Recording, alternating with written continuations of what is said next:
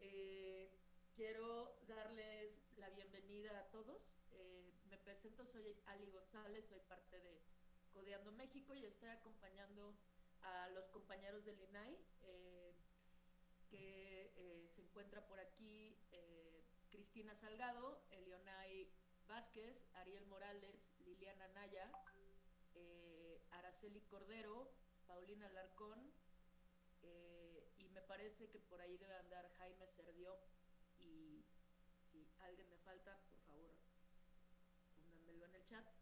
Eh, y dentro de esta sesión nos acompañan pues personas que admiramos mucho por su trabajo, y me gustaría presentarlas. Empiezo con Rodrigo Félix Montalvo, que él nos acompaña de la Embajada del Reino Unido, en donde tiene el rol de jefe de unidad de política pública y programas anticorrupción, competencia económica y digitalización. Muchas gracias Rodrigo por acompañarnos. Tenemos también a Ana Gutiérrez, que nos acompaña del IMCO, donde es coordinadora de comercio exterior y mercado laboral. Tenemos a Mariel Miranda, que nos acompaña de Transparencia Mexicana, donde es coordinadora del programa para la democracia, anticorrupción y desigualdades. Muchas gracias por venir, Mariel. Nos acompaña Rolando Campo, de CEPAL, donde funge como director de la División de Estadísticas. Muchas gracias por venir, Rolando. Y finalmente, Juan Pablo Guerrero, de GIFT, Global Initiative for Fiscal Transparency, donde es el director. Mucho gusto conocerte por llamada, Juan Pablo. Mucho Ya me gusto. contarás. Gracias. Y no sé si ya nos acompaña Brian Palmer Rubin, eh, quien es profesor investigador de la Universidad de Marquette, y él es especialista en transparencia, acceso a la información y datos abiertos. Bienvenido, Brian. Un gusto tenerte por acá. Eh, Muchas gracias y una disculpa por el retraso. Estaba en un otro evento del INAI, la instalación del Consejo Consultivo del Plan DAI, pero me tuve que despedir del otro panel para asistir aquí. Un gusto estar aquí con todos ustedes. ok, ok, no, pues nos da mucho gusto que hayas alcanzado a venir y qué bueno que también andabas por allá. Pues les invitamos a esta mesa de trabajo porque pues ya eh, contando a partir de la inauguración del portal federal de datos abiertos, que se inauguró en 2014, el del gobierno federal, pues podría decirse que México institucionalmente ya tiene 8 años de tener una estrategia más o menos de datos abiertos, ¿no? Eh, en aquel momento era un tema nuevo, y se hicieron algunos avances de manera normativa, pero a 8 años vemos que el tema eh, todavía le falta solidez, ¿no? Todavía le falta solidez normativa, todavía falta, digamos, estrategias más concretas, de cómo digamos que le quiten el lado discrecional, ¿no? O el lado de buena voluntad, de que los gobernantes tengan su estrategia de datos abiertos. O sea, no puede ser ya una cuestión de buena voluntad, y tiene que convertirse en una cuestión sistemática. Por otro lado, pues el tema de los datos abiertos tiene que ver con transparencia proactiva.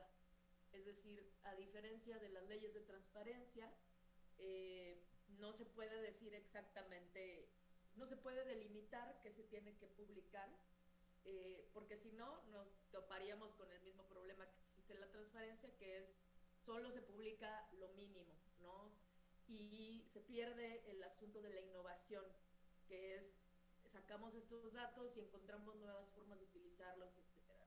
Entonces, con todo este marco que ustedes por su expertise conocen muy bien, el INAI está trabajando en una estrategia llamada Abramos México, que trata de establecer una ruta de trabajo colaborativa, es decir, que pueda participar cualquier persona en ella, pero especialmente aquellos quienes están directamente en contacto con los datos abiertos, ¿no?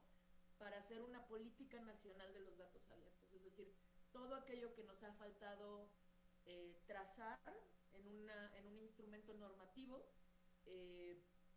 todo eso quisiéramos que nos ayudaran a trazarlo. También, pues, hablando de conjuntos mínimos, pues nos gustaría que lo pensáramos así, mínimos, no únicos, y les vamos a preguntar bastante de qué datos ustedes consideran que son importantes que se abran. Y esto porque el INAI está adquiriendo un compromiso de dictaminar las versiones públicas de esos conjuntos de datos, lo cual es muy importante porque implica que cada vez que alguien haga una solicitud de transparencia para esos conjuntos de datos, pues ya va a existir un precedente que indique por qué si esa versión tiene que ser pública, con qué campos, y ya no exista este proceso donde yo digo que no y luego me haces un recurso de revisión y luego apelamos y todas esas cosas, ¿no? Entonces, ¿cuál es la dinámica de la sesión? Cada uno de ustedes tendrá una primera ronda de intervenciones de 7 minutos, con la cual pues nos gustaría que nos contaran un poquito más en su consideración hacia dónde tiene que avanzar esta política y qué conjuntos mínimos deben publicarse. Y a través de su intervención, donde creo que habrá una segunda ronda de 3 minutos, la idea es que lo que ustedes nos digan, eso se va a plasmar en la política nacional. Entonces, quiero que sepan que esta mesa no se está transmitiendo en vivo porque queríamos quitarles la presión de estar como diciendo cosas. Al final sí se va a colocar en el sitio web como a manera de registro, pero para nosotros lo importante es que puedan como agarrar de sus conocimientos y sus cerebros aquellas reflexiones o aquellas cosas como muy puntuales que debería de llevar la política, y por eso pues, es más una conversación uno a uno que un panel así a mucha gente, ¿no? Entonces, si me permiten, me gustaría comenzar. Quisiera hacerles algunas preguntas guía. Sin embargo, ustedes pueden, a partir de lo que les dije, elaborar los temas que consideren. Pero quisiera empezar con Brian Palmer Rubin, ¿no? En tu experiencia, Brian, ¿cuáles son los principales problemas por temática que interesan a la región en México o incluso en Latinoamérica, sobre los cuales importa tener datos? Muchas gracias por la pregunta y la verdad es un placer estar aquí con este grupo tan distinguido. Yo voy a hablar un poco, bueno, para darles un poco de contexto, yo soy un académico y llevo haciendo con un equipo de investigación desde hace algunos años un estudio que analiza la totalidad de las solicitudes de información que se han entregado al sistema nacional, Sistema Federal de Acceso a la Información. En su historia, más de 2 millones de solicitudes. Aquí pongo en el chat un link a la página web, se llama Big Data y Transparencia MX, que ahí también incluye, es una página web interactiva y también incluye un informe que escribimos sobre algunos de los hallazgos principales del estudio. Entonces, lo que buscamos hacer con esta investigación es entender dos cosas. Primero, quiénes están usando, o sea, qué tipo de información se está solicitando, qué características tienen las solicitudes de información y cómo cambian con el tiempo. Uno. Y dos, qué tipo de solicitudes reciben las mejores respuestas, o dicho de otro modo, qué factores hace que una solicitud de información recibe o no una buena respuesta de información.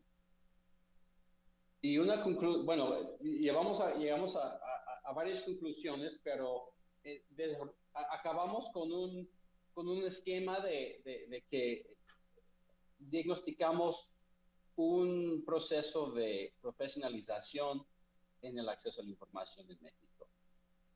Un proceso en lo cual cada vez más, en los casi 20 años de su existencia, el acceder a la información pública se ha vuelto cada vez más el ámbito de los expertos y cada vez más se ha dificultado el trabajo para un no experto, ¿no? Esto no era obvio porque desde el inicio se diseña el Infomex y todas las instituciones del IFAI con una idea de uso masivo, de que muchos ciudadanos van a hacer solicitudes de información como un acto de participación democrática cotidiana, ¿no? Y sí, o sea, el número masivo sí nos dice que sí ha habido un número masivo de solicitudes de información, nos habla de un uso masivo del sistema, 2 millones de solicitudes en estos 18 años. Pero sin embargo, lo que nosotros encontramos es que cada vez más las solicitudes nos demuestran evidencia de que vienen de personas muy capacitadas, personas con experiencia técnica, que saben el lenguaje, que saben los nombres de los documentos o de las instituciones a las cuales las personas específicas que manejan la información que buscan, usan lenguaje muy legal. No estamos observando un proceso de consolidación de un cuerpo, de un ecosistema de expertos en el mundo de transparencia, algunos de la sociedad civil, periodistas, abogados, actores del sector privado. Y al mismo tiempo observamos que los sujetos obligados, es decir, las agencias del gobierno, cada vez más contestan mejor a las solicitudes de información que demuestran esos rasgos, esa evidencia de expertise, ¿no? O sea, si en los primeros años del sistema una solicitud muy simple que venía de un ciudadano común recibía una respuesta decente dentro del plazo de tiempo más o menos conteniendo la información que buscaba la persona. Ahora es más probable de que una solicitud que demuestra evidencia de haber sido entregado por un experto, es más probable que esa solicitud va a recibir la información que busca. Entonces, todo eso para decir que lo que yo opino es que tenemos que diseñar sistemas de datos abiertos, sistemas de transparencia.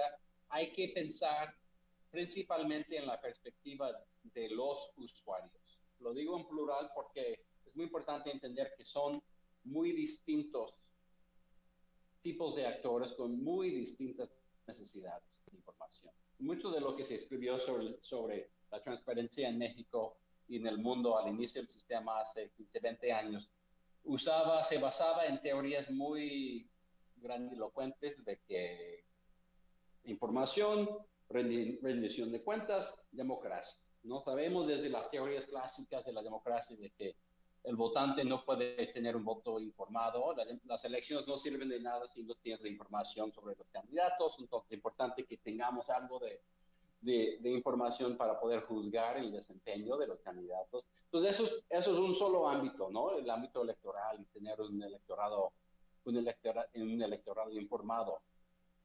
Pero yo propondría que si eso es un objetivo que tenemos, no se va a cumplir por medio de solicitudes de información, ¿no? O sea, el hecho de tener un electorado informado, votantes capaces de evaluar el desempeño del candidato y también sopesar una alternativa, esta información es algo que es mucho más probable que pasa por medio de los medios masivos de comunicación, ¿no? O sea, el ciudadano común para informarse para poder votar en la elección, lo más probable es que está escuchando la radio o viendo la televisión. En cambio, entonces, en cambio podemos pensar en otros tipos de actos de ciudadanos que requieren información del gobierno. Y ahí solo mencionaría dos más porque yo creo que ya se están acabando mis 7 minutos. Uno, podemos pensar en el ciudadano como consumidor de servicios. Aquí un trabajo importante de Archon Fung que se llama Full Disclosure, ¿no? Donde habla de la transparencia focalizada. Piense mucho en en ese estatus del ciudadano que quiere saber qué tan eficaz, cómo está trabajando la escuela pública local, cómo está trabajando la clínica local. Si se ha hecho la evaluación de se dice, de salud del restaurante en la esquina, ¿no? O sea, me voy a enfermar si compro jamón en la tienda de abarrotes. ¿Hace cuánto llegó una persona de la oficina regulatoria correspondiente para evaluar la limpieza del establecimiento? Son cosas que, si yo quiero saber a qué escuela mando a mi hijo o si llegaron las vacunas a la clínica local, ese es el ámbito de la transparencia focalizada, ¿no? Ese es el ámbito de que yo tengo que tomar una decisión en el día, ¿no? ¿Dónde voy a comprar la comida para mi familia? ¿A qué escuela voy a mandar a mi hijo? Y no es algo, y también hay que pensar en qué formato, cómo podemos curar la información, cómo podemos presentar la información para que sea accionable, para que sea útil para ese tipo de usos como en ese contexto del ciudadano como consumidor de servicios públicos. Entonces, por último, hay un tercer actor, o sea, ciudadano como votante, ciudadano como consumidor de servicios públicos, y por fin el último es el ciudadano como agente de la rendición de cuentas, ¿no? Porque las otras teorías grandilocuentes de la información hablan de la rendición de cuentas, de que nos empodera para poder revelar actos de corrupción y castigar a los políticos y los burócratas que participan en esos actos de corrupción. Entonces ahí tenemos que pensar en como otra esfera, otra perspectiva del ciudadano que es víctima de corrupción. Puede ser corrupción de que el policía le pidió una mordida, el patrulla, o puede ser actos de corrupción más a niveles más altos, ¿no? Y en estos casos, ¿quiénes son los que tienen que recibir la información? ¿Qué van a hacer con esa información? ¿Van a hacer protestas en la calle? ¿Van a hacer reportes al superior del patrulla? ¿Van a ser, o estamos pensando más bien actores como Carmen Aristegui y otros actores de la élite, periodistas, abogados, sociedad civil? Entonces, yo aquí pongo algunos como esquemas, una tipología de perspectivas del ciudadano, pero quisiera un poco, como me dieron la oportunidad de abrir, de tener la primera participación, espero que esa tipología, esa perspectiva de la perspectiva de los diferentes tipos de usuarios nos ayuda a pensar en la importancia de la diversidad, de la agilidad y de la necesidad de construir instituciones específicas que responden a esas diferentes necesidades. Buenísimo. Muchas gracias, Brian. Entonces, así recapitulando, se han vuelto más especializados los usos o quienes usan tanto las solicitudes de transparencia como los datos abiertos, lo cual tiene sentido porque pensamos en esta estrategia de datos abiertos como ir y publicar datos en crudo, ¿no? Lo cual para una persona promedio pues es difícil de utilizar. Pero lo que tú propones es utilizar perfiles de usuario que trajiste, votante, consumidor y usuario que pide rendición de cuentas, para a partir de cada uno de esos bajar la forma en la que se le presentan los datos para que sea alcanzable y significativa, ¿no? Me gustó mucho tu participación, muchísimas gracias. Muy bien, y para la siguiente participación quisiera pedirle a Rodrigo Montalvo de la Embajada del Reino Unido que nos ayudara. Te voy a hacer esta pregunta que es pregunta guía, pero de nuevo no tienes que utilizar esa, pero la pregunta es ¿cuáles son las principales, anterior a problemas, ahorita cuáles son las principales necesidades sectoriales y estratégicas de datos abiertos en la región? Perfecto, pues muchísimas gracias. Oyendo la participación de Brian, la verdad es que pensaba en algo que se dice mucho en las oficinas de asuntos digitales del gobierno británico, que son los datos nos rodean y conforman el mundo que hoy vivimos. Y la verdad es que sí, al final de cuentas, cuando hablamos de datos, pues es infraestructura esencial, como cuando hablamos de carreteras o electricidad. Y muchas de las preguntas que traemos ahorita, no solamente para dentro del Reino Unido las conversaciones, sino a nivel global, es con la cantidad de datos que se están generando a nivel global. Digo, si consideramos que estamos a punto de llegar a 97 zettabytes, pues estamos hablando de o sea, billones de gigabytes disponibles, pero muchas de las preguntas es ¿para qué quieres los datos? ¿Cómo los vas a usar los datos? ¿O cómo generas esos datos en manera estandarizada para que la ciudadanía pueda utilizarlo? Y aquí, por ejemplo, para mí, al equipo en México y en la región, lo principal es, en cierta manera, es promover el entendimiento y la adopción de nuevas tecnologías con un enfoque de usuario. Básicamente, quién va a acceder, por qué va a accederlo, pero para eso tenemos que entender que el nivel de alfabetización digital en la región es muy bajo. Entonces, sí tienes que hacer un sistema para abrir datos que sea lo más simple y lo más sencillo posible para que realmente puedan acceder y hacer uso de esos datos de manera simple. En el Reino Unido hace más o menos un año se publicó la nueva Estrategia Nacional de Datos, que es parte de la Estrategia de Digitalización Nacional. Y es parte de nuestra estrategia global, tanto de la industria de inteligencia artificial como la estrategia industrial. Entonces estamos viendo cómo las diferentes áreas de trabajo empiezan como a conjuntarse en algo muy específico, que es los datos. Y la pregunta es hacia dónde enfocamos o cuáles son los sectores o las líneas que deberíamos de trabajar. Y para nosotros lo importante ha sido tratar de identificar algunas, como 5 líneas de oportunidades, que son las que hemos estado como cerrando. Uno es estimular la productividad y el comercio. La segunda es respaldar la creación de nuevos negocios y empleos. La tercera es aumentar la velocidad, la eficiencia y el ámbito de conocimiento científico. La cuarta es mejorar las políticas y los servicios públicos. Y la última, que es la que más nos cuesta en cuestiones de trabajo hacia la región, es tratar de contribuir a la creación de una sociedad más justa para todos.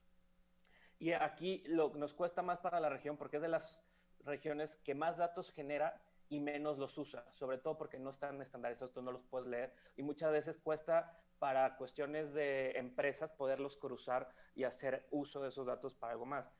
México es de los países que más ha avanzado en cuestiones de generación de datos, pero como bien Brian decía, todos los análisis que estamos haciendo establecen que la información, al inicio cuando se empezaron a liberar los datos, veías diferentes fuentes de preguntas. Ahorita lo empiezas a ver más focalizado a personas que ya se dedican a esto, entonces no estás generando una diversidad de uso y no estás generando la apertura para que los datos realmente tengan un impacto en la vida diaria de los ciudadanos o en las personas que lo están usando.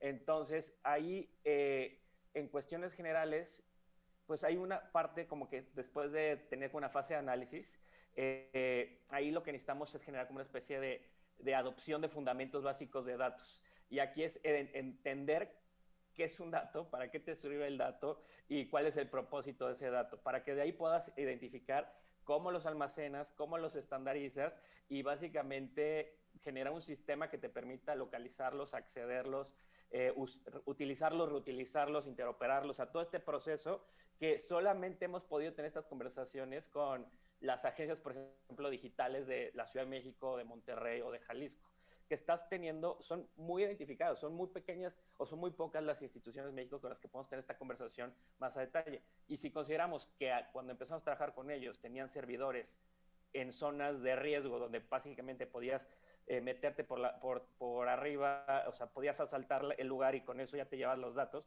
entiendes por qué muchas de esas bases de datos te encuentran en el mercado negro o acceso. Entonces empiezas a tener muchísimos problemas de la pregunta de una cosa es generar innovación y la otra cosa es generar privacidad. ¿Cómo proteges las dos sin encontrar este conflicto intermedio en la regulación?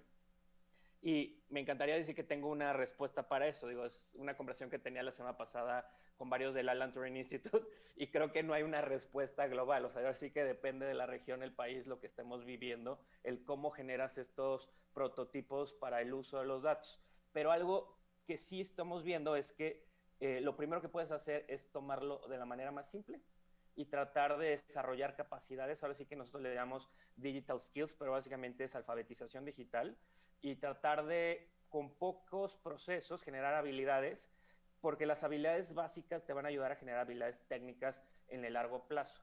Y allí poder empezar a ver diferentes sectores desde el lado de los datos. algo que tenemos que pasar todos los funcionarios del gobierno británico es un entrenamiento de datos. O sea, y nos los dan desde, ahora sí que a la primera semana entras y tienes que tomarte un curso de ODI, que es el Open Data Institute, sobre qué es el dato, cómo se genera el dato. Porque nos queda claro que todos manejamos datos de diferentes maneras. Y hay muchas cosas que si no lo consideras de un inicio, son datos que no vas a poder estandarizar, usar a largo plazo. Entonces, si ya entiendes los estándares de un inicio, es muy fácil que puedas generar las líneas de seguridad para ver qué parte de eso que estás generando puedes liberar y qué otras debería de ser restringido para cuestiones de seguridad nacional y más. Pero al final de cuentas ya lo estás perfilando a que sea un dato útil y no solamente un dato muerto que quede en una base de datos y no puedas usarlo para nada más. Y de ahí, por ejemplo, un proyecto que tuvimos aquí en Ciudad de México, que fue el mapeo de todo el sistema de tránsito público de la Ciudad de México. Nos tardamos 6 meses porque hicimos un sistema abierto donde todo el mundo se podía conectar y mapearlo sin necesidad de internet. Nos dimos cuenta que la Ciudad de México no tenía mapas. Entonces, ¿cómo estaban tomando decisiones de transporte público si no tenían datos actualizados? Las últimas mapas que tenían era de los 50 cuando habían dado las concesiones. Entonces, no solamente es cuestiones de dar accountability o darle esta rendición de cuentas a la ciudadanía para lo que está haciendo el gobierno, sino también asegurarte que lo que están haciendo, lo están haciendo en beneficio de la ciudadanía y poder facilitarles la toma de decisiones. Digo, nada nos quita poder cruzar bases de datos geoespaciales con la cantidad de situaciones que suceden, por ejemplo, en cuestiones de seguridad en algunas zonas de la ciudad. Que eso lo vimos, por ejemplo, varias de las rutas cambiaban de zona en ciertas horas del día porque aumentaba la cantidad de asaltos y sobre todo veías que si no había buena iluminación, que lo podíamos ver con las cámaras del C5, podías empezar a cruzar esa información y decir, ok, hay problemas de seguridad porque hay falta de iluminación. Son datos que están a la mano y si los puedes cruzar te permite tomar acciones de política pública y creo que es algo que hasta ahorita no se está viendo y con proyectos que traemos de modernización y guías para ayudar a municipios, me queda claro que todo el mundo piensa que es muy caro, cuando es información que ya están generando. Entonces, si desde un inicio les facilitas a través de APIs o modelos de datos abiertos o de código abierto, el cómo hacerlo sería mucho más fácil para que los diferentes municipios se puedan empezar a subir y no solamente piensen en tener que cumplir la ley o la línea que tendrían que usar, sino que lo vean como una herramienta para su uso diario dentro del gobierno y para la ciudadanía. Y lo dejo ahí, digo, hay muchos temas que podemos hablar, pero creo que hay muchas cosas que van enfocando hacia líneas de seguridad, sectores, energía, cambio climático, salud. Ahora sí que depende de qué queremos empujar como que en fases. Muchas gracias, Rodrigo. Nos diste bastantes nuggets de información. De hecho, me gustaría pedirte que si tienes las ligas a las estrategias digitales de Reino Unido, nos las puedes compartir en el chat, te lo agradeceríamos un montón. Me quedo bastante con el asunto de datos como infraestructura y también infraestructura para los datos, ¿no? Porque efectivamente las ciudades creen que es muy caro y la verdad es que sí es muy caro cuando lo haces de cero. Pero dado que todas las ciudades tienen problemas similares, quizá debería de haber infraestructuras comunes, ¿no? Para que todos generemos datos similares y no haya este problema que tú dices, pues sí, hay muchos datos, pero no se pueden ni cruzar, a veces ni siquiera dentro de un mismo estado, ¿no? Porque cada dependencia utiliza diferentes infraestructuras. Muy bien, muchísimas gracias, Rodrigo. Entonces, ahora me paso con Ana Gutiérrez, que nos acompaña del IMCO, como coordinadora de comercio exterior. Ana, me gustaría preguntarte, de nuevo, la pregunta es guía solamente, es, en tu opinión, ¿cuáles son los conjuntos de datos y estándares de datos que deberían considerarse como mínimos o prioritarios debido a su relevancia y capacidad de incidencia en la agenda pública? Bueno, muchas gracias, un gusto estar aquí platicando con ustedes. No escuché del todo bien, pero creo que la pregunta era similar a la que han hecho para los ponentes pasados. Entonces creo que, pues primero, subrayar el hecho de que el IMCO vive de datos, ¿no? Nuestro lifeblood es tener datos abiertos, datos disponibles, públicos, y que podamos usar de manera periódica. Y creo que ya hemos venido a foros como estos participando sobre temas que vemos de manera muy importante, como la corrupción, las instituciones, la gobernanza, y ahí nuestros temas principales tienden a ser algunos de los que ya mencionaron, ¿no? Homologación de códigos, homologación de manera en la que se presentan los datos a nivel municipal, a través de la República, a nivel estatal también. Pero ahorita también lo que estamos empezando a ver es el tema del comercio exterior, ¿no? Y mercado laboral también.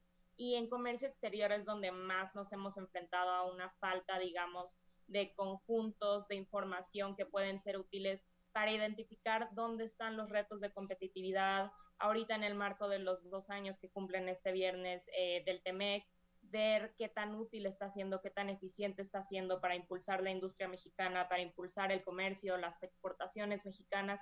Y ahí algo que hemos visto a la hora de comparar con las series y los conjuntos de datos que hay en otros países, en particular en Estados Unidos, por ejemplo, es la falta de información sobre la balanza comercial a nivel estatal y mucho menos a nivel municipal, ¿no? Pero a nivel estatal sería un mínimo que nosotros sí tendríamos ahí en la lista, porque aunque tenemos ciertos datos de exportación por sector a nivel estatal, estos datos para importación no están disponibles y no están disponibles mucho menos a un nivel mucho más granular de productos, hablemos del catalogados con el CIAN, ¿no? Y creo que esa información sí existe en otros países y sería muy útil que México tuviera ese acceso a la información, de dónde está creciendo más la industria, de dónde están creciendo más las exportaciones, también dónde están creciendo más las importaciones, para ver cuáles son las cadenas de valor que más se están fortaleciendo o las cadenas de valor que se están estancando o aquellas que están perdiendo fuerza en el marco de una mayor apertura comercial de México, ¿no? Esa es una necesidad que hemos identificado muy fuerte porque solo tenemos algunos datos de exportaciones. A nivel importación solo tenemos el nivel nacional. INEGI y Banxico no tienen suficiente información a nivel estatal y mucho menos a nivel granular con estos productos, que pues, es muy útil ver, ¿no? Porque lo que está pasando en la industria agropecuaria es muy diferente a lo que está pasando en la industria de autos eléctricos y diferente a lo que está pasando en la industria de manufactura para productos de la salud. Y ese es un elemento importante. Y otro que hemos identificado también es el tema de los datos de la inversión, porque los datos de la inversión extranjera privada, la inversión extranjera directa, están disponibles a través de la Secretaría de Economía, y sí están granulares a nivel estatal, a nivel sectorial, e incluso ellos tienen información sobre qué países están enviando inversión a cada una de las entidades. Pero ya que queremos irnos al nivel más grande, a la inversión total, ya sea doméstica o extranjera, no hay información a nivel estatal. Tenemos la inversión extranjera directa disponible, la inversión general de quienes están también en México no está disponible a nivel estatal. Tenemos el nivel nacional, hemos estado en conversación con el INEGI para ver este tema del acceso a información de inversión a nivel estatal y no lo tienen realmente disponible, y eso también es muy importante, ¿no? Porque no podemos tener la visión únicamente en la inversión que entra del extranjero, sino que tenemos que ver también pues, la confianza y dónde el propio inversionista mexicano está considerando que es pues, buen momento para invertir, ¿no? Esta situación claramente varía por estado y tiene muchísimo que ver con el comercio exterior, aunque también con un nivel económico mucho más macro. Entonces, esos dos temas, digamos, han sido prioritarios para el INPO porque son cosas que nos gustaría tener y que nos ayudarían muchísimo a la hora de pues, identificar focos rojos, identificar retos en materia de competitividad para el país y para sus estados.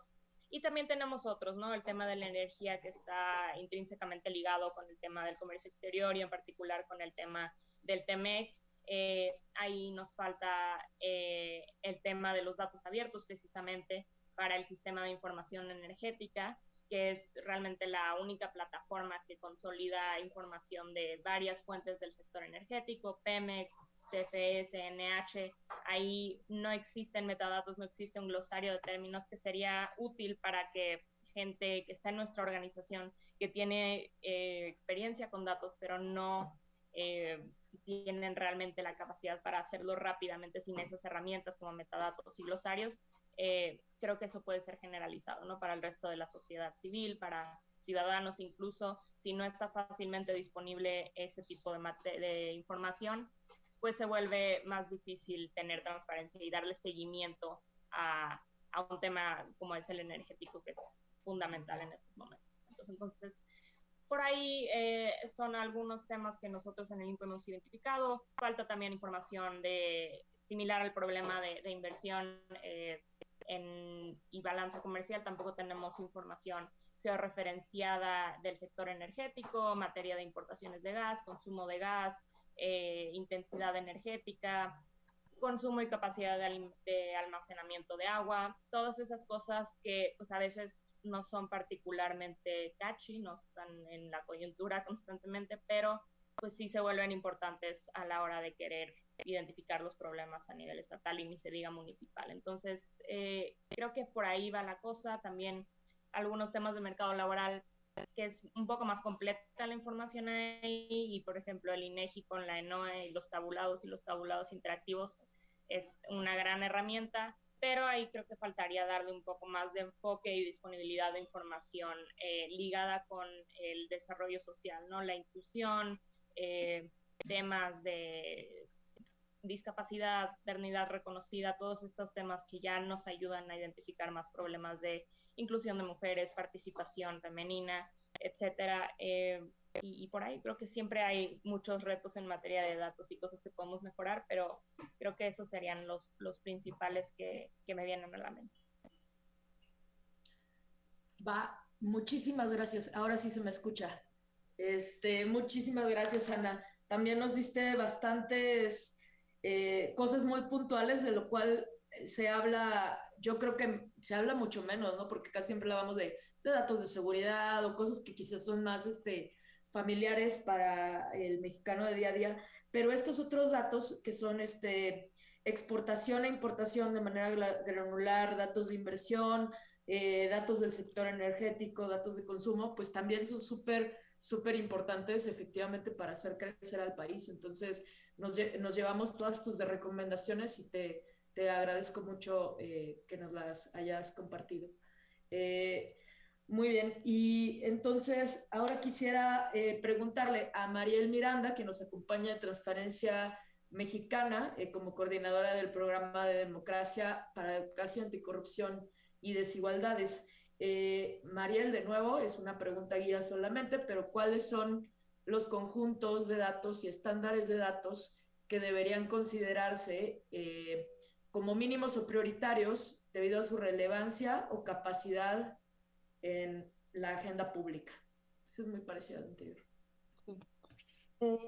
Bueno, pues un placer estar por acá compartiendo y sobre todo escuchando. Antes de adentrarme a los temas, creo que al menos acá en Transparencia Mexicana hemos estado hablando de tal vez algunos huecos o algunos agujeros que tenemos en términos no solo de datos abiertos, sino en general en el tema de transparencia. El primero, un poco como lo mencionaban tanto Brian como Rodrigo, creemos que necesitamos una conversación sobre los tipos de usuarios de los datos. Ya lo platicaba, ¿no? Que en este momento quienes tendemos a usar más los datos y a descargar las bases y demás, somos integrantes de la sociedad civil, o es la academia, o son personas especializadas que claramente sí tienen diferentes herramientas y diferentes capacidades para poder usar las bases de datos, sabiendo que incluso la base de datos más pulcra que se publica todavía requiere trabajo.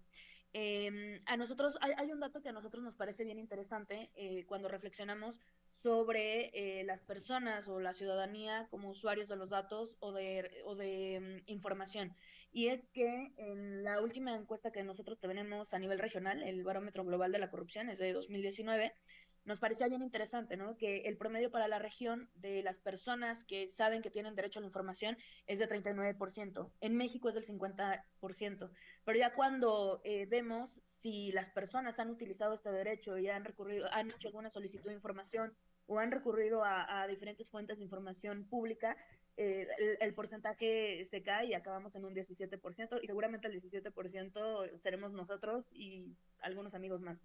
Entonces, esta reflexión nos parece bien interesante. Y también un poco la que tocaba Rodrigo, respecto a que los usuarios no solamente somos integrantes de la sociedad civil, que traqueamos a los gobiernos o que estamos como ahí vigilantes, ni los ciudadanos únicamente, sino también los servidores públicos.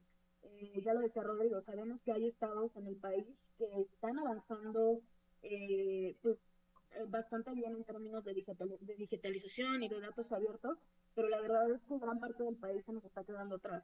E incluso o sea, con cosas tan básicas como, por ejemplo, el registro de estadística pública, ¿no? O sea, cada vez que un funcionario público tiene que meter en su base de datos, por ejemplo, alguna carpeta por temas por alguna denuncia de corrupción o por alguna denuncia incluso de violencia de género y demás, no tienen ni siquiera las capacidades para poder ingresar los datos de manera correcta para que justo al ver el conjunto de datos pues tenga sentido y no tengamos todo lo que ya sabemos que tienen las bases de datos públicas, que en ocasiones son difíciles de usar porque tienen datos faltantes, porque tienen datos erróneos, porque se está capturando mal. Ese es un punto. El segundo punto donde creemos que tenemos que tener una conversación importante y urgente a nivel país es el tema de seguridad nacional. Creo que mucho de lo que nos hemos encontrado es que diferentes dependencias públicas usan el tema de seguridad nacional para evitar abrir datos y para evitar abrir información. Lo cierto es que la ley de transparencia, pues o sea, por supuesto es es una de las limitantes que establece, pero es súper ambigua. La verdad es que el hecho de que cada dependencia pueda decir por sí misma que es un problema de seguridad nacional y que por lo tanto la ciudadanía no tiene acceso a esos datos sin fundamentar en por qué es un tema de seguridad nacional, se está volviendo uno de los problemas de opacidad más grandes en el país en este momento. O sea, da igual si son las actas del Consejo de decisión en un centro de investigación de CONACYT, a si son datos de violencia o si son datos de obra pública. O sea, todo enmarcado en seguridad nacional acaba por ser ocultado. Y ese está siendo un problema ya. Y el tercer tema que hemos estado conversando mucho es la necesidad de desagregar los datos, ¿no? O sea, creo que ya desde hace un par de años, sobre todo creo que gracias a la insistencia de diferentes movimientos sociales, sabemos que tenemos que empezar a desagregar datos por sexo de manera mínima si queremos desarrollar política pública con perspectiva de género. Pero esta noción todavía no se aplica a todas las bases de datos, todavía no es parte, por ejemplo, de la ley de estadística y demás. Entonces creo que ahí hay como una conversación también bien importante en términos de que los datos también no solo tienen que reflejar el conjunto de actores, sino desagregar por grupos. Y ya sobre temas, rápidamente, nosotros sí creemos que hay dos temas donde nos estamos quedando un poco atrás y que sí son relevantes para la conversación tanto a nivel país como a nivel regional. Uno tiene que ver con los temas asociados a la crisis climática y a la industria extractiva. Creo que es una batalla que hemos estado dando desde diferentes ángulos ya durante varios años, pero lo cierto es que vamos muy lento. O sea, pues ya básicamente creo que en este verano todos sentimos la crisis climática en su mayor esplendor. Y los datos para mantener con rendición de cuentas a las empresas, a los actores que tienen conversación, a los actores políticos que tienen conversación con esas empresas, está siendo pues bastante disminuida. Y el segundo tema donde creemos que hay donde nos hemos dado cuenta de que hay una gran falta de datos, tiene que ver con temas asociados a democracia y a controles democráticos. Me centro primero en democracia. En los últimos 2 años hemos estado siguiendo las elecciones porque empezamos a cuestionarnos, ¿no? Que le pedimos a las personas que voten de manera informada y creemos que esa es una pieza básica para las democracias. Pero lo cierto es que aunque las personas quisieran tomar decisiones informadas, no lo pueden hacer porque no tenemos datos para eso. Todo el sistema de datos alrededor de las elecciones o de los procesos democráticos, acá adentro lo decimos, están construidos alrededor de la fiesta, ¿no? Están construidos alrededor de dónde está tu casilla, qué día es la elección, dónde tienes que ir a sacar tu credencial para votar, pero no sabemos muy poquito sobre quiénes participan en la fiesta, ¿no? Sobre los candidatos y candidatas, sobre los partidos políticos, sobre el financiamiento de las campañas. Tal vez el financiamiento de las campañas es de los temas donde los datos están más sólidos en términos de democracia, pero no termina de ser suficiente para que las personas tomen decisiones. Ya hablar de temas de democracia participativa ya se vuelve una cosa todavía más grande. Y en términos de controles democráticos, algo que también hemos estado viendo es que sabemos que las Fuerzas Armadas son parte de la dinámica de diferentes países, pero definitivamente son una de las instituciones de las que menos sabemos. Y no me refiero solamente al tema de violencia o al tema de estrategia de seguridad, sino a otros aspectos, como por ejemplo, sabemos que ya son responsables de obra pública y no necesariamente conocemos todo lo que hay que saber sobre la obra que están construyendo. Sabemos que son responsables, por ejemplo, en los desastres naturales, y no necesariamente tenemos toda la información sobre cómo se gestionan los desastres naturales. Coincido también con Brian, y creo que ahí hay un punto bien interesante, que estos tres temas que menciono, creo que son temas que en particular nos importan a la sociedad civil y nos importan a las personas que estamos como traqueando. Pero ya cuando hablamos de el tipo de datos que usan las personas, definitivamente creo que tenemos hay una laguna enorme en datos asociados a la gestión de las escuelas, a la gestión de los centros de salud, a la gestión incluso, por ejemplo, de las empresas que proveen empleo y demás. O sea, creo que son diferentes tipos de datos, pero ahí me detengo. Muchas gracias, Mariel. También estoy muy de acuerdo con las cosas que nos compartiste. Apunté algunas, por ejemplo, que cuando las capacidades de captura de los datos, ¿no? Efectivamente, o sea, podemos tener buenos sistemas, pero se tienen que poder capturar también, y ya lo hemos hablado, de manera estandarizada, ¿no? Pueden ser capacidades, pero yo creo que también son buenas herramientas que impidan la mala captura. Otra cosa que me gustaría rescatar es el tema de la reserva de datos, ¿no? Que tú mencionaste que puede ser por seguridad nacional, pero pues también me ha pasado que reservan por el secreto fiscal o por alguna otra razón, ¿no? Y creo que ahí es donde el INAI puede aportar mucho más, identificando ciertos conjuntos y decir, bueno, esta tendría que ser la versión pública de estos conjuntos, o simplemente poner reglas súper claras para cuando se utiliza alguno de estos argumentos, pues que sea transparente, ¿no? Y demás. Y por supuesto la granularización de los datos también debería de tener sus propias reglas.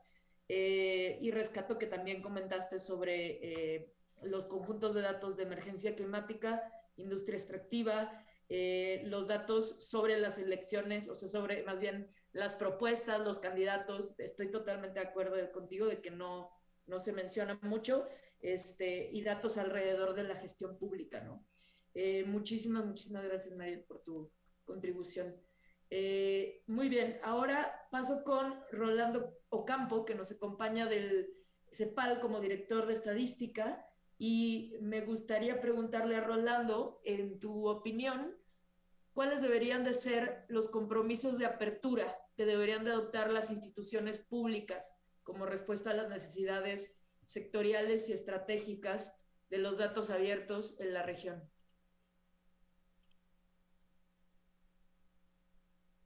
Muchas gracias por la invitación.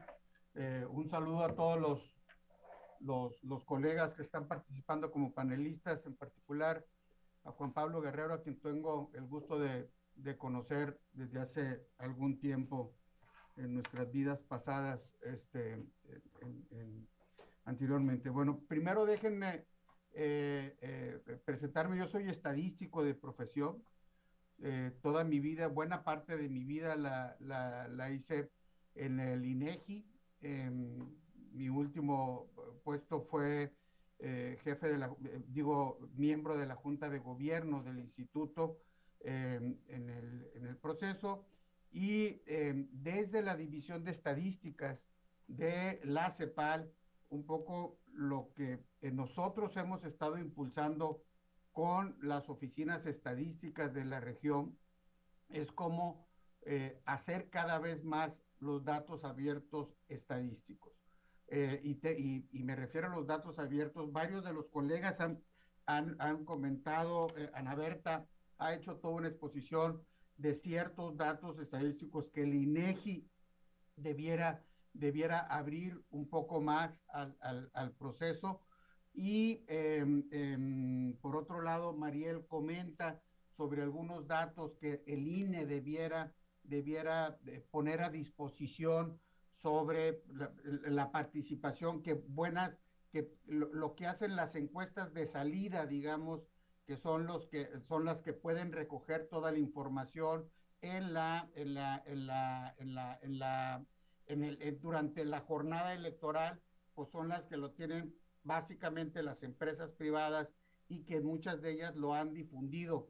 Recuerdo muchos casos que Consulta o alguna otra parametría ha difundido cuando hace los ejercicios de encuestas de salida, y puede publicar quiénes votaron, cómo votaron los hombres, las mujeres, etcétera, y que eso se convierte pues en datos, digamos, que pueden ser públicos, y por consecuencia pueden ser datos abiertos, los datos agregados, más no los datos individualizados. Aquí un poco yo quisiera tocar un tema bien importante que nos compete a todos los estadísticos de la región, que tiene que ver con la confidencialidad de los datos.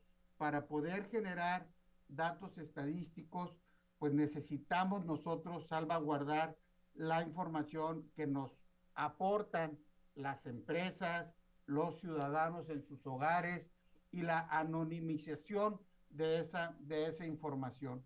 Creo que buena parte de lo que se comenta en la parte de datos abiertos, que si bien tiene que ver con la información que producen los gobiernos, que producen los municipios, que producen los estados, por otro lado, la compilación estadística pues tiene que ver con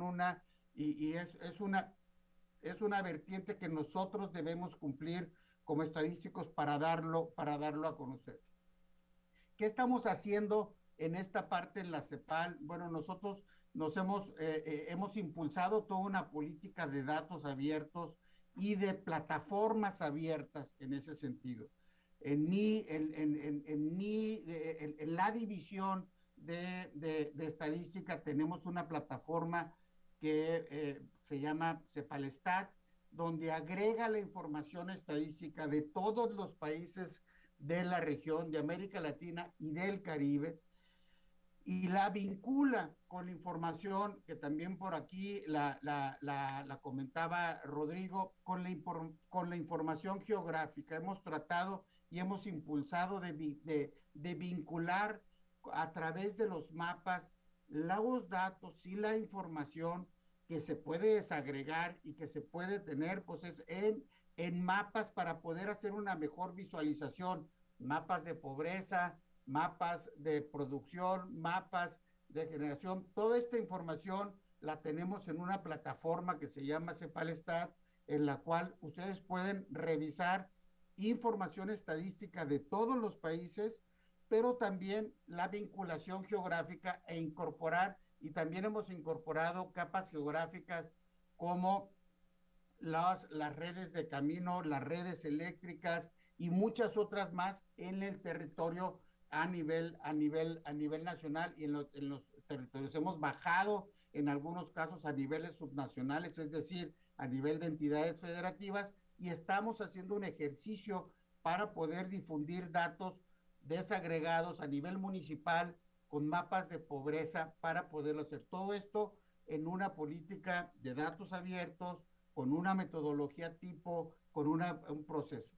¿Qué es lo que nosotros consideramos que debiera ser? Pues bueno, cómo impulsar también aquí lo que se comentó, el uso de los softwares abiertos. Hay una gran cantidad, una inmensidad ahora de datos abiertos, de software abiertos, para que puedan, y plataformas, tanto estadísticas como geográficas.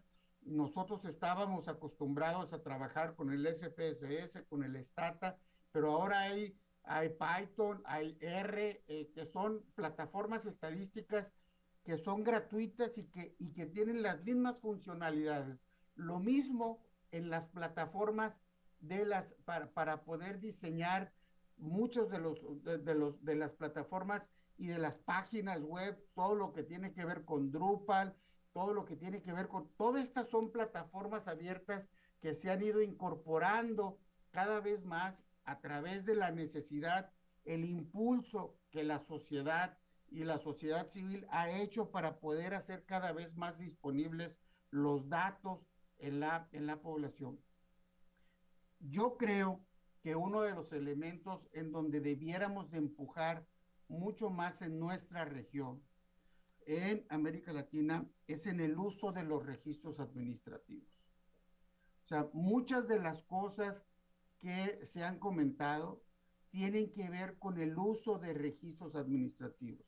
Los temas de salud, por ejemplo, las consultas, las atenciones médicas, los temas de energía, el consumo por hogar, por ejemplo, que sabemos que existe. Ya el INEGI tiene un indicador anticipado por consumo de energía de la industria para poder predecir ciertas cosas. Es decir, el uso del consumo de agua. O sea, todo mundo paga en sus casas un recibo de agua y ese es un registro administrativo potente que nos puede dar una luz y una visión en ese sentido y que podemos darle seguimiento a través del uso adecuado y eficiente de los registros administrativos. Nuestro trabajo desde la CEPAL es cómo impulsar a través de la Conferencia Estadística de las Américas, que reúne a todas las oficinas estadísticas de la región, algunos trabajos que estamos impulsando, algunos grupos de trabajo. Uno que tiene que ver con una nueva iniciativa que la Comisión de Estadística que le llama Stewardship, que no es otra cosa en nuestras regiones, que es el uso de los registros administrativos, el uso eficiente de los registros administrativos. Todos ustedes han llenado un papelito cuando salen a viajar, cuando viajan al extranjero, que tienen que llenarlo rápido, decir en qué vuelo van, cuántos días, si eres residente, si eres esto, lo agarras, lo entregan, se lo recibe la gente de la agencia, y yo les aseguro que ese papelito no tiene ningún fin estadístico. Todo ese registro, por ejemplo, pues es bien importante. El consumo o los gastos, el registro de todos los micronegocios que aparecen, de los 4 millones o 5 millones de micronegocios que tenemos en el territorio nacional en México, y lo digo desde Santiago de Chile, pero como mexicano allá, pues bueno, hay una serie de información que tiene que ver con registros administrativos que son viables y factibles para el uso de toda la sociedad y que pueden ser, con una anonimización de los datos, puedes tener acceso a eso.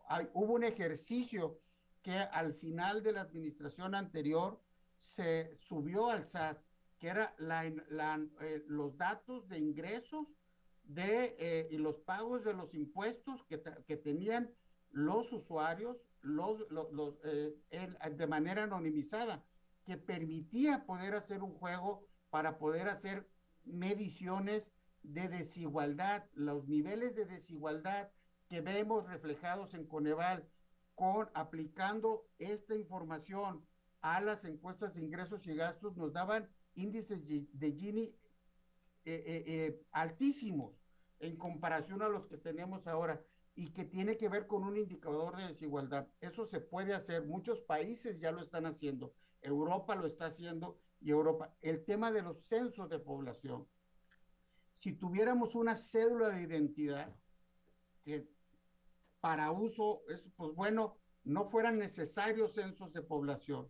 Argentina está haciendo un ejercicio en su censo de población que acaba de pasar con la idea de poder migrar hacia el 2030 hacia un censo de población ya solamente de registros administrativos.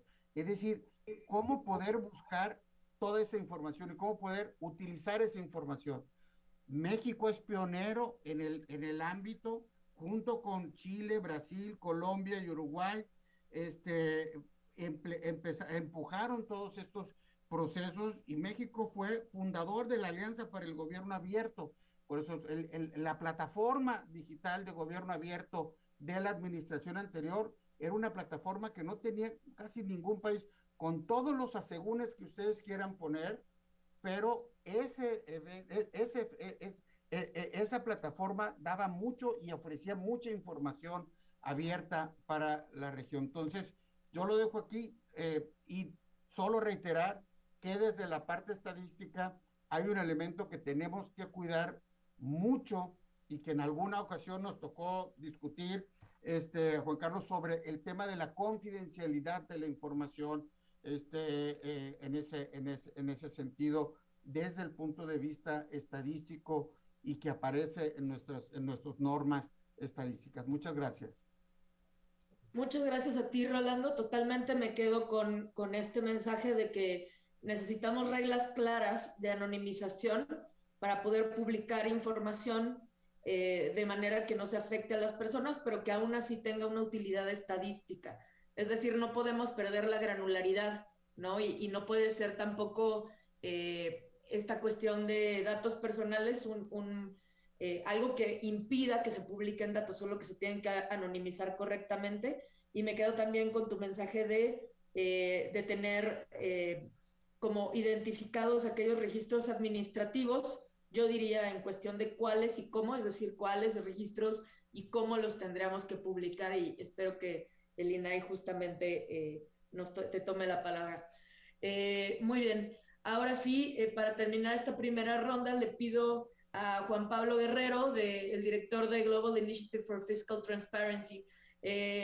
Juan Pablo, cuéntanos, de parte de tu expertise de transparencia fiscal y presupuestaria, ¿qué datos crees tú que son de mayor importancia, que estén, digamos, ya liberados, o cuyas versiones públicas ya estén declaradas que se tienen que publicar, ¿no?, aquí en México? Muchas gracias, Ali, por permitirme cerrar esta primera ronda de intervenciones. Agradezco al INAI la invitación y saludo con mucho gusto y cariño a los colegas a los que a lo largo del tiempo he ido conociendo. Gracias por tu amable mención, Rolando.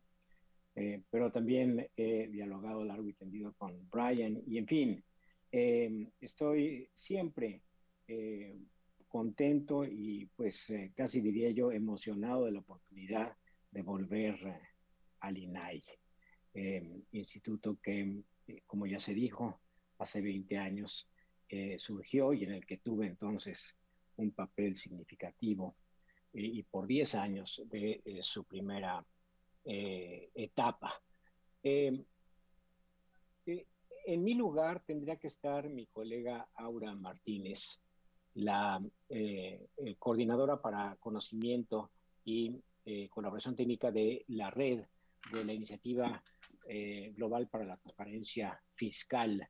Yo les hablo desde Washington, tengo el gusto de dirigir esta red, pero Aura, que trabajó en la Secretaría de Hacienda, dirigió el módulo de finanzas públicas del Barómetro Global de Datos, sobre el cual voy a hablar.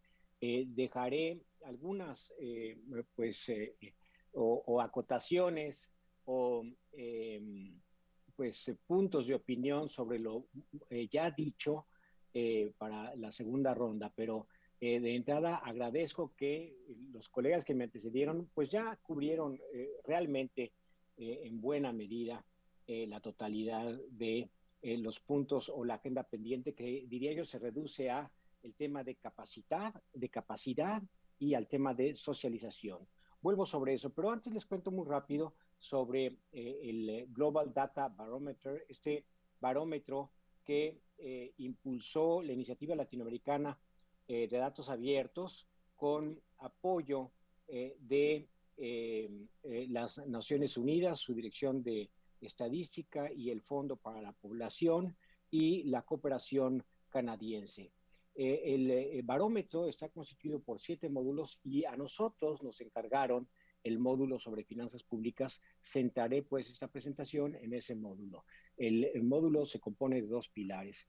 El de gobernanza refiere a los marcos legales, a los marcos regulatorios, su existencia, incluyendo la existencia de una instancia, digamos, de control y verificación de la aplicación de la regulación.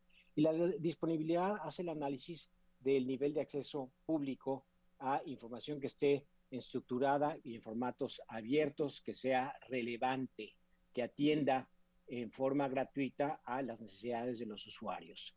En la siguiente lámina nos ilustra sobre las bases de datos que se verificaron para más de 109 países, con cerca de 30 indicadores y 500 preguntas, que es el total del barómetro, en el tema de finanzas públicas. En gobernanza se vieron desde los proyectos de presupuesto hasta la información en sus distintas clasificaciones, incluyendo los informes que se producen a lo largo del año, y se verificó que la información sea actualizada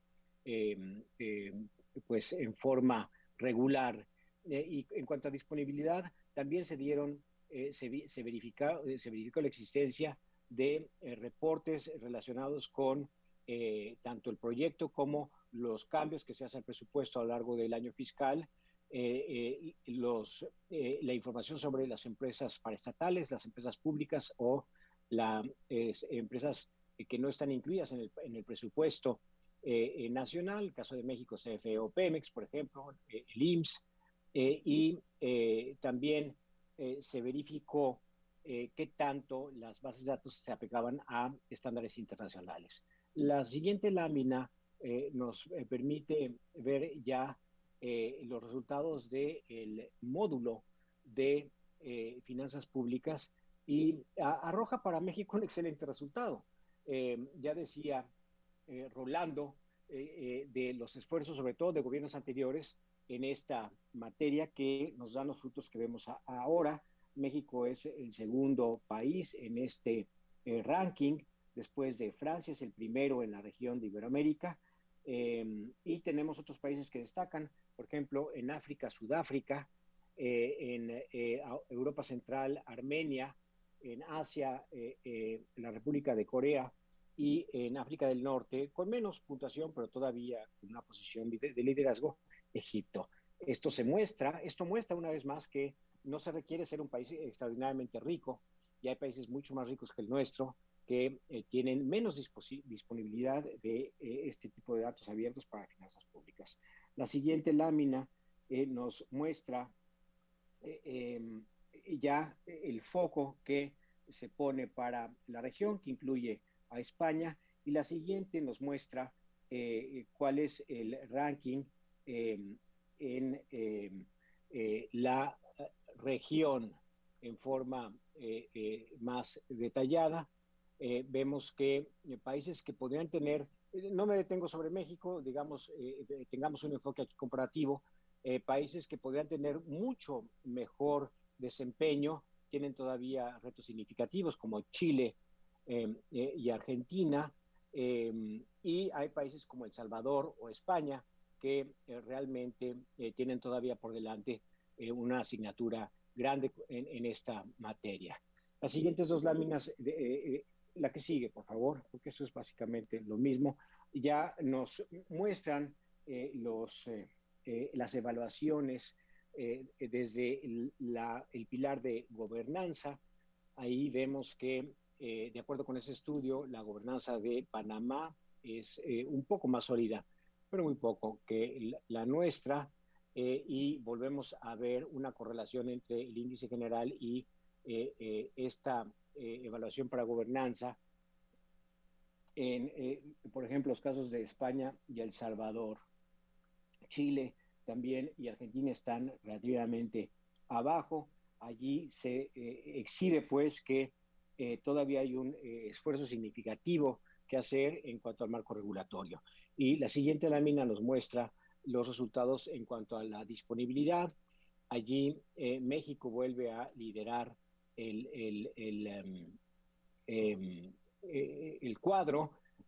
Argentina, que no tiene la regulación que uno quisiera, lo que tiene es un equipo en la Oficina Nacional de Presupuesto sumamente activo que ha trabajado con sociedad civil y que tiene mucha información disponible, insisto, de alguna forma un tanto vulnerable porque como no hay un marco regulatorio sólido o una institución que lo vigile, esto, como los gobiernos, puede ir y venir con facilidad.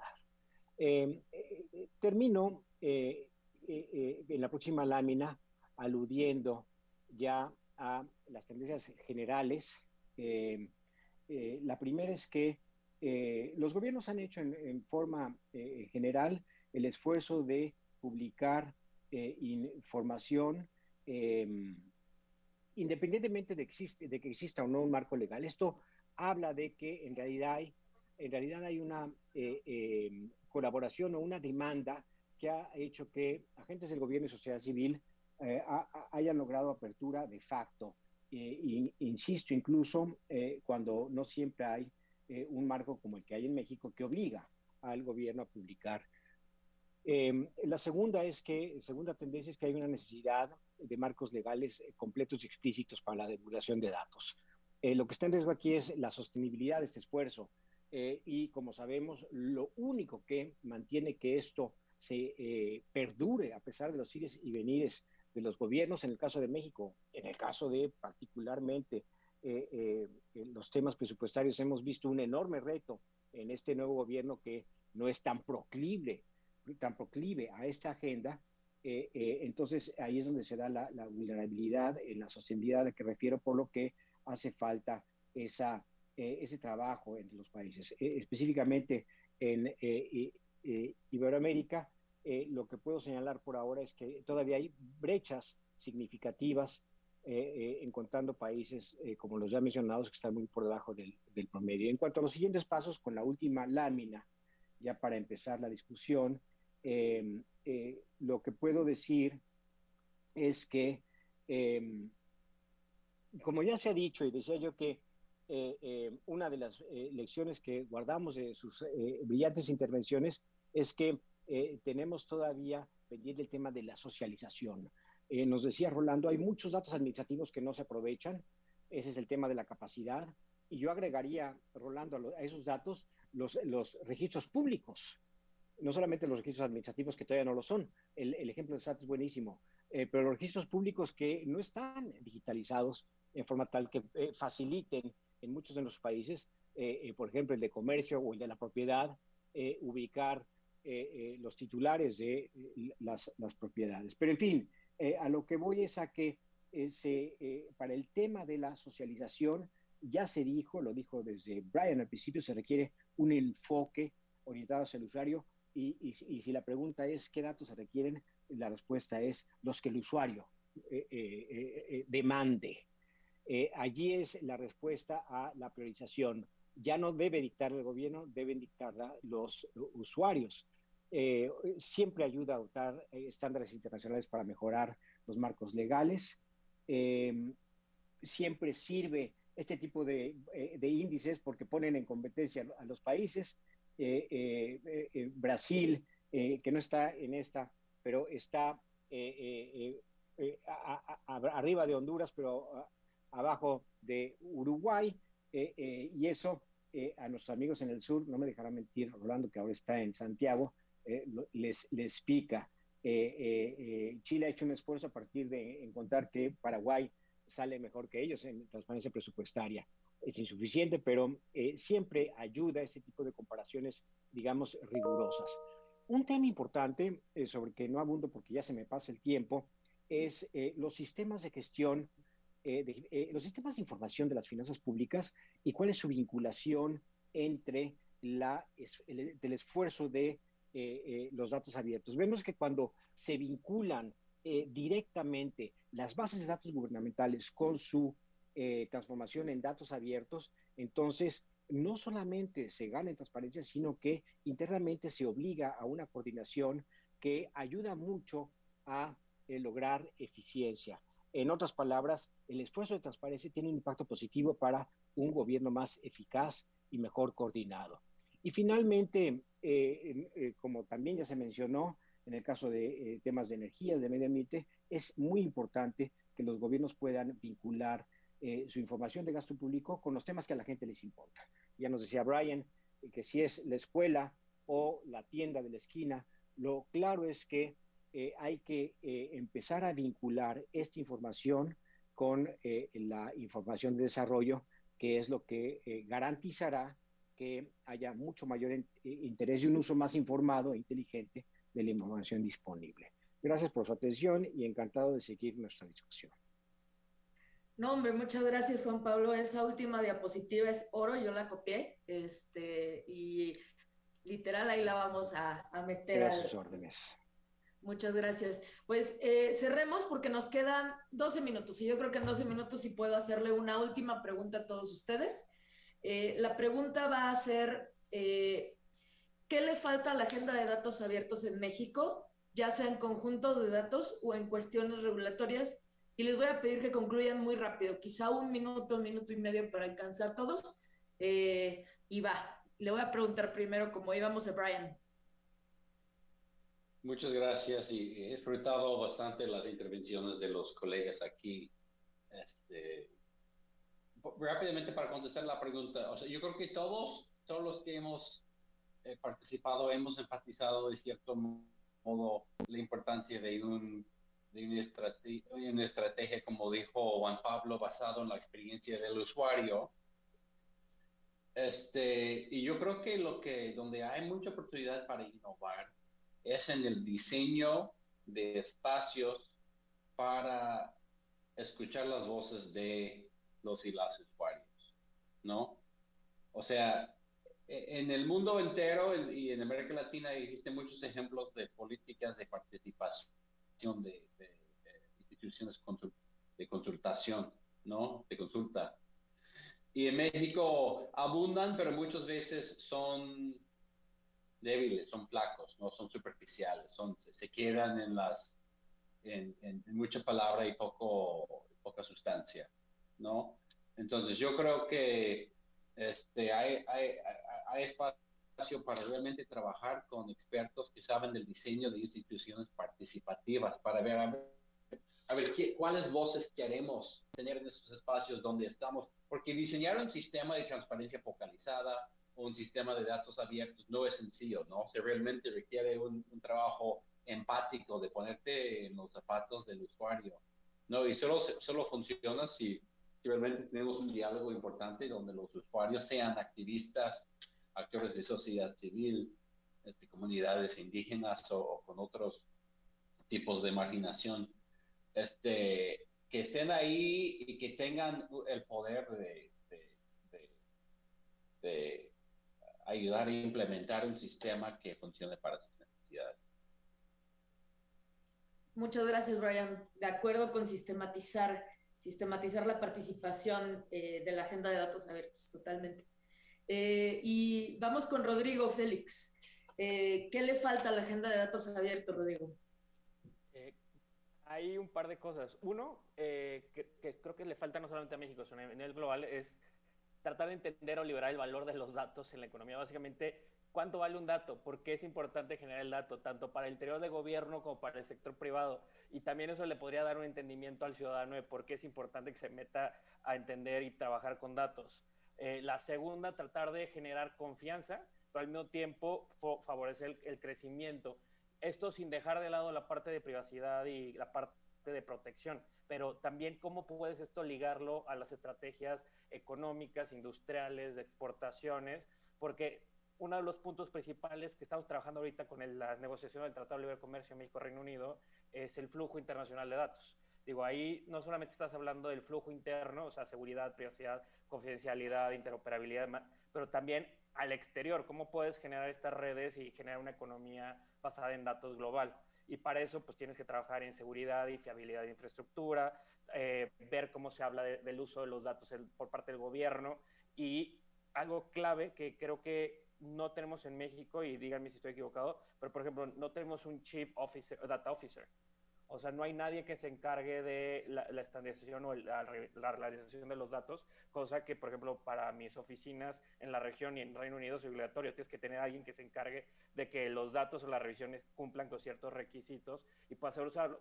Y esto te ayuda a hacer análisis de brechas de datos. Digo, porque para poder entender las brechas de datos, eso te ayuda también a hablar del espectro de datos, pero también ver qué instituciones, qué gobiernos, qué áreas necesitan más esfuerzo, más trabajo, más estandarización, y de ahí poder trabajar a la siguiente fase. Lo hemos hecho con México, con la Plataforma Digital Nacional, que creo que es la que está más avanzada en este uso. Hemos trabajado con Oaxaca, que todavía tenía muchos datos en papel, y ayudarlos a generar todo este sistema digital, qué reportar, cuándo reportar. Te ayuda también a generar herramientas abiertas que pueda utilizarlo cualquier municipio en cualquier momento, generando este tipo de mercados de datos abiertos o de herramientas abiertas, y eso reducir los costos como para sociabilizarlo más rápido. Eso creo que serían como las líneas principales. En temas, ahorita hay 2 temas que estamos trabajando con México que creo que son claves. Uno es el estándar de datos de beneficiados finales, y el segundo es el de contrataciones abiertas, porque los 2 se ligan mucho a cuestiones de datos abiertos para fintech. Entonces, si quieres utilizarlos para un desarrollo económico, tienes que poderlo ligar a un beneficio o a un sector que pueda volverse clave, como mencionaban, cuestiones de energía y demás, pero con eso creo que termino. Muchas gracias, Rodrigo. Yo también sueño con un Chief Data Officer en el estado, y me quedo con las demás cosas sobre estándares de datos de beneficiarios, sobre entender el valor de los datos. Nos las quedamos. Muchas gracias. Ana Gutiérrez, ¿qué le falta a la agenda de datos abiertos? Pues creo que para ser muy puntual y concisa como pediste, primero creo que en generalizar metadatos y glosarios, como mencionaba en particular en tema energético, pero realmente para todas las bases que empiezan a ser útiles ahora en temas que antes no eran demasiado populares para buscar datos. También esta apertura y recabar datos que cubran necesidades también modernas, ¿no? Dar seguimiento a temas de inversión, comercio, inclusión social, este tipo de temas que cada vez van más relevantes para propuestas de política pública o para seguimiento de eficiencia de programas. Y pues en general lo de siempre, ¿no? La homologación de estándares en campos de captura, para eliminar en la medida de lo posible inconsistencias entre instituciones, fallas en el cálculo de indicadores que usamos para la competitividad, y también pues formación para los trabajadores, los funcionarios que publican y juntan estos datos para que pues, se puedan medir y se puedan cumplir esos estándares y se puedan homologar, ¿no? Porque son herramientas que a veces no son las más intuitivas de usar, y un error en ese tipo de cosas de captura pues puede resultar en problemas graves, ¿no? O en información que no es la más fidedigna. Entonces, creo que por ahí me quedaría. Muchas gracias, Ana. Y también de acuerdo, o sea, se tiene que profesionalizar de manera puntual la labor de quien abre los datos con todos estos puntos que mencionaste. Muchísimas gracias. Vamos con Mariel, de Transparencia Mexicana. ¿Cuál debería ser la agenda de datos abiertos? Okay. Creo que son 4 puntos y retomo varias cosas de las que ya hemos estado conversando. La primera creo que es tener claro para qué y para quién los datos, ¿no?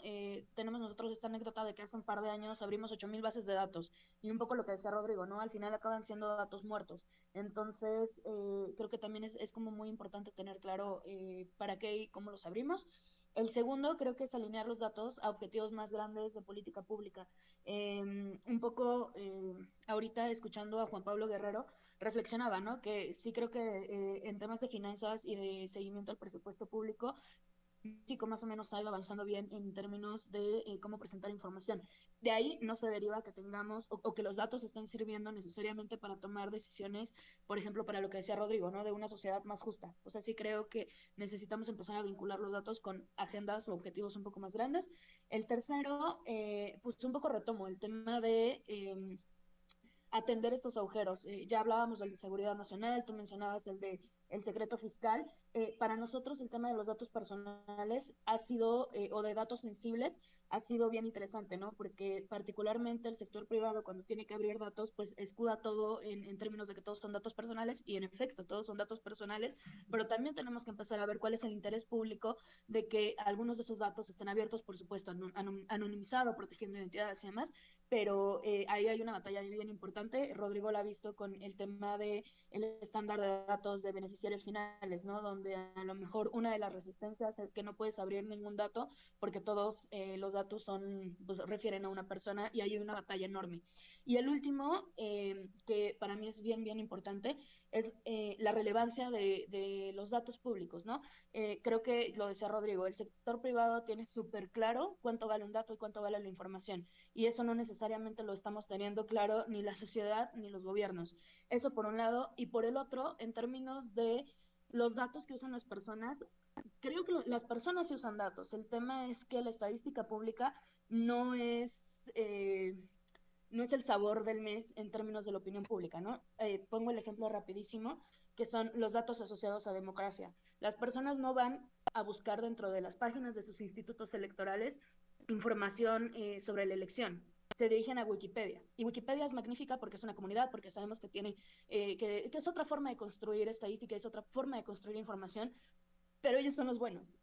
Hay otros casos y hay otros temas de información donde la información proviene o está en manos del sector privado, que no necesariamente la construye de la forma más ética posible, ni está dispuesto a brindarla de la forma más ética posible. Entonces, eso, o sea, y creo que solamente podemos pelear eso siendo, poniendo su relevancia en la agenda de datos abiertos. Muchas gracias, María. También me llevo tus 4 puntos. Datos con propósito, pues, o sea, que estén alineados objetivos, y todo lo demás que dijiste, que también me lo quedo. Muchísimas gracias. Rolando Campo, ¿qué le falta a la agenda de datos abiertos?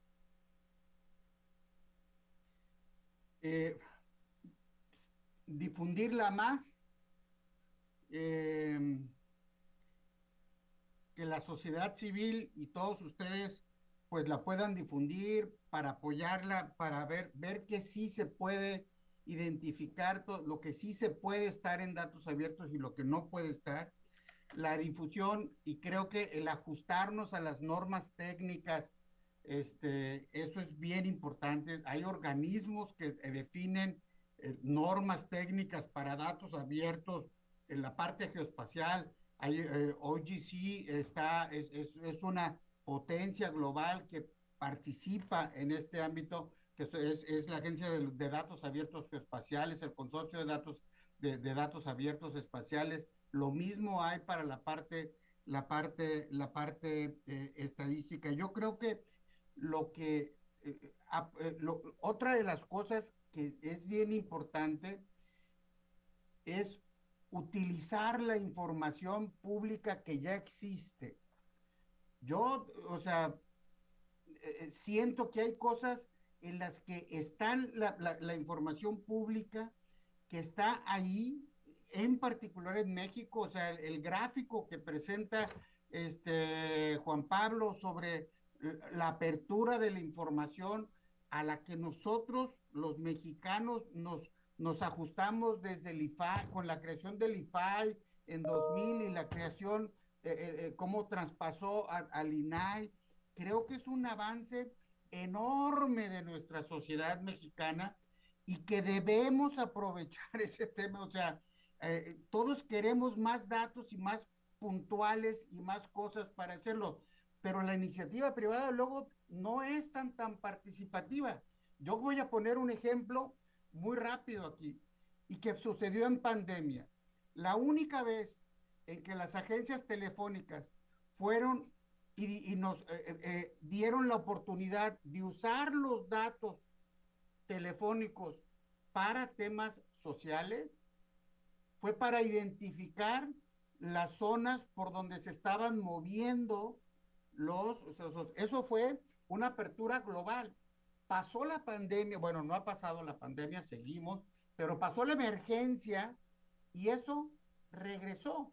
Y no hay disponibilidad de las agencias telefónicas o de las agencias a eso. Hay un registro administrativo de la iniciativa privada también que está funcionando muy bien en México, que es la producción de vehículos que los propios industriales de las agencias automotrices le pidieron al INEGI que tomara ese registro administrativo para que pudiera ser público. Pero no todas las agencias, no toda la iniciativa privada hace eso. Entonces, es un insumo que nosotros como estadísticos de las oficinas estadísticas para poner a disposición de toda la población, para poder darle el seguimiento a la famosa Agenda 2030, a los Objetivos de Desarrollo Sostenible, que por cierto exige y pide una desagregación por grupos de edad, sexo, raza, etcétera, para poderlo desagregar. Esa es información y hay un elemento, un objetivo que tiene que ver con la participación de la sociedad civil en ese sentido. Entonces, mi conclusión es difundirla cada vez más y que sea de mayor aplicación en nuestros países. Gracias. Muchas gracias a ti, Rolando. Nos quedamos con esas conclusiones entonces. Y por último, Juan Pablo.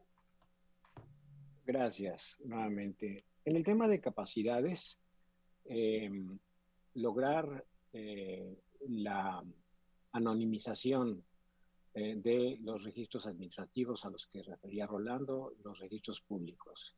Esta es una tarea que todavía está pendiente, que corresponde sobre todo al IFAI. Es un tema de claridad y de regulación y de impulso. Segundo, generar una base mínima de capacidades en estados y municipios. Esto no tiene que ver con mi intervención, que se enfocó en lo del barómetro, pero ya se mencionó y me parece que también tendría el INAI que tener una política mucho más proactiva de lograr que estados primero y luego municipios tengan unas capacidades mínimas para divulgar ciertas bases de datos que son absolutamente necesarias para sus poblaciones. En el tema de socialización, la creación de un consejo con presencia de sociedad civil y sobre todo sector privado que dicte la política. La política de datos abiertos debe dictarle el usuario, si entiendo lo que hemos estado, en lo que hemos estado insistiendo todos acá. Y finalmente creo que hay muchas más posibilidades de colaboración innovadora y constructiva en sociedad civil y gobierno, que vincule datos de desarrollo con presupuestarios, de medio ambiente con de salud y demás. Experiencias como Exploradatos, donde juegan los participantes con los datos y así lo conocen a usarlos y generalmente encuentran perspectivas y proponen soluciones de política interesantes, o los rallies de datos para la verificación de infraestructura pública. Así que mucho más colaboración creativa entre sociedad civil y gobierno. Gracias. Gracias a ustedes. Ahora sí, tenemos que cerrar ya la mesa pronto, pero quiero agradecerles a todos por sus participaciones porque fueron muy ricas para todos los que estamos haciendo la política de datos abiertos, y creo que les estaremos enviando una invitación porque la política se va a abrir, o sea, va a ser colaborativa. Sus insumos son insumos primarios, pero aún así vamos a abrir la participación para que puedan pues también ayudarnos a contribuir o compartirla con quienes puedan contribuir. Muchísimas gracias a todos y tengan muy bonita tarde. Mucho gusto. Buenas tardes.